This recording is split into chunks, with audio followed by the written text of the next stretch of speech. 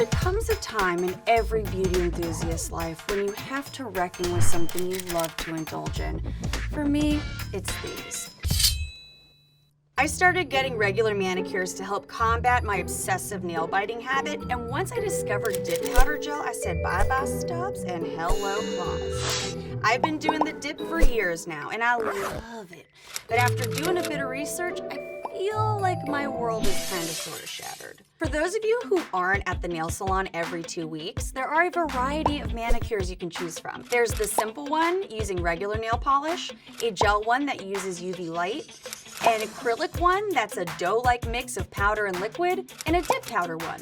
We could be here literally all day talking about the ins and outs of each of these, but the one thing you need to know is that with the exception of traditional nail polish, all manicures use acrylic-based ingredients, and that includes dip powder or powder gel or SNS. Dip powder is simply a combination of a type of nail glue and a pigmented powder that hardens when exposed to oxygen. It's essentially taking elements from gel and acrylic manicures and turning it into its own unique system. And you might think that this type of manicure originated somewhere in your Instagram feed, but it's actually been a thing since the 80s. In fact, the origin story for these kinds of manicures begins at the dentist, where they use similar substances and techniques to make bridges and crowns for patients. Get this, OPI stands for Odontorium Products Incorporated. The word odontorium is literal made-up gobbledygook, but the Latin root word odonto means teeth. Just like Kentucky Fried Chicken changed to KFC because they allegedly don't work with real chicken anymore, these guys switched to OPI when they gave up on mouth teeth and switched focus to hand teeth, which is what I plan on calling fingernails from now on.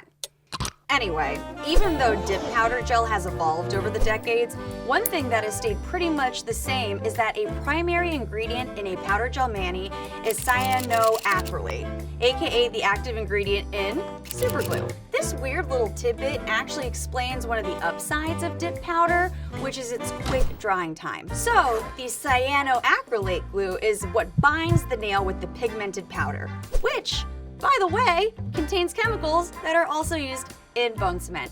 How fun! So, the manicure process works like this. Your natural nail surface is buffed down and filed into a shape. Then they apply some glue and you dip your nails into a clear powder base coat. That's followed by repeatedly dipping into pigmented powder until about 2 to 3 layers are formed. And then they brush on an activator that creates a chemical chain reaction and forms a hard, smooth surface.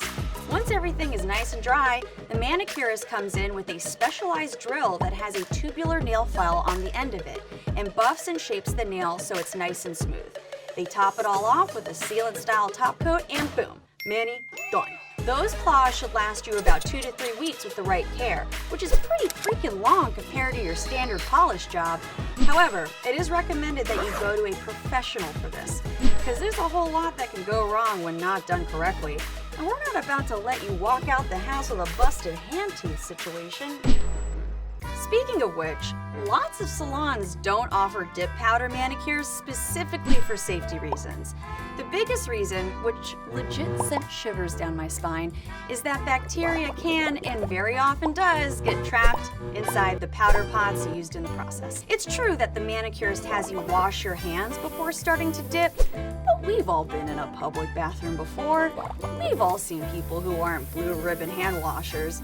So it's not hard to imagine germs from these dirtbags getting into a pot or 2 or 10. Even if the manicurist pours the powder onto the nail, they'll usually pour the excess back into the pot, and that right there is called cross-contamination, my friends.